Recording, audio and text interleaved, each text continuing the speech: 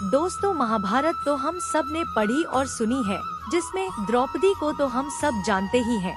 लेकिन महाभारत से जुड़ी एक ऐसी बात बताने जा रहे हैं जिसमें बताया गया है कि द्रौपदी कर्ण से प्रेम करती थी और वह कर्ण से विवाह भी करना चाहती थी। लेकिन ऐसा क्या हुआ कि वो कर्ण से विवाह नहीं कर पाई, जानते हैं इस वीडियो में। दोस्तों, कर्ण कुंती का नाजायज पुत्र था, जिसका जन्म एक क्षत्रिय के रूप में हुआ था, लेकिन परिस्थितियों ने उसे सारथी द्वारा पाला। यदि परिस्थितियों ने उन्हें सारथी का पुत्र बनने के लिए विवश नहीं किया था तो या वह द्रौपदी के लिए उपयुक्त वर थे। हाँ, कर्ण में अन्य सभी पांडवों से बहुत विशिष्ट गुण थे। कर्ण एकमात्र पांडव थे जो अपनी सुरक्षा के लिए सोने की बाली और आकर्षक प्रेम के साथ पैदा हुए थे। इस सुरक्षा के कारण उसे कोई मार नहीं सकता था। द्रौपदी का जन्म यज्ञ से हुआ था और इसलिए उन्हें यज्ञ सैनी कहा जाता था। उनका जन्म भरत वंश का भाग्य बदलने के लिए हुआ था। कहानी के अनुसार पांचाल के राजा द्रुपद अर्जुन से प्रभावित हुए जब अर्जुन आए और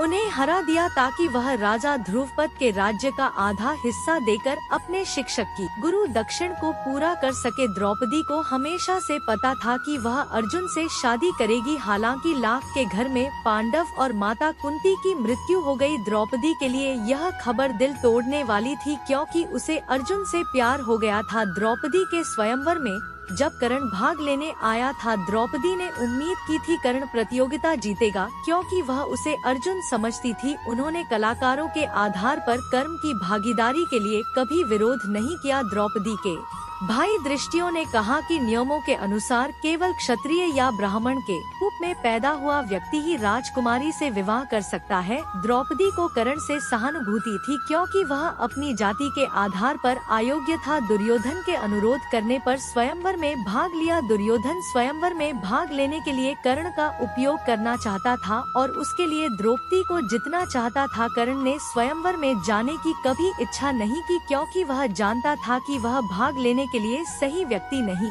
था। जब युधिष्ठिर ने द्रौपदी का जुआ खेला तो कर्ण ने उसे वेश्या कहकर उसका अपमान किया। वैदिक परंपराओं के अनुसार विवाह के दौरान एक वधू चंद्र को, विश्ववासु नाम के गंधर्व को, फिर अग्नि को और अंत में मानव पति को दी जाती है। यदि वह पांचवें पुरुष के साथ होती तो उसे वेश्या समझा जाता था। लेकिन द्रौपदी के स्वयंवर में कहे जाने के लिए उन्हें एक शिकायत थी। एक अन्य पौराणिक कथा में यह भी बताया, द्रौपदी ने स्वीकार किया कि वह कर्ण को अपने पति से अधिक प्यार करती थी और जाति के कारण उससे शादी न करने का पछतावा करती थी। उसने कहा कि अगर उसने कर्ण से शादी की होती तो वह खुश होती और दुशासन द्वारा नहीं छीनी जाती। जब द्रौपदी को कर्ण के पुत्र होने की सच्चाई का पता चला तो वह कर्ण से मिली और उनसे पांडवों के पक्ष में शामिल होने का अनुरोध किया और कर्ण ने द्रौपदी को बड़े बहनोई के रूप में आशीर्वाद दिया और उससे माफी मांगी। द्रौपदी ने अपने भाई द्वारा स्वयंवर में की गई गलती के लिए माफी मांगी और कर्ण उसे वेश्या कहने के लिए माफी मांगी। कर्ण और द्रौपदी महाभारत के सबसे दुखद चरित्र है, क्योंकि कर्ण ने हमेशा अपनी योग्यता के अनुसार वह अपने के लिए संघर्ष किया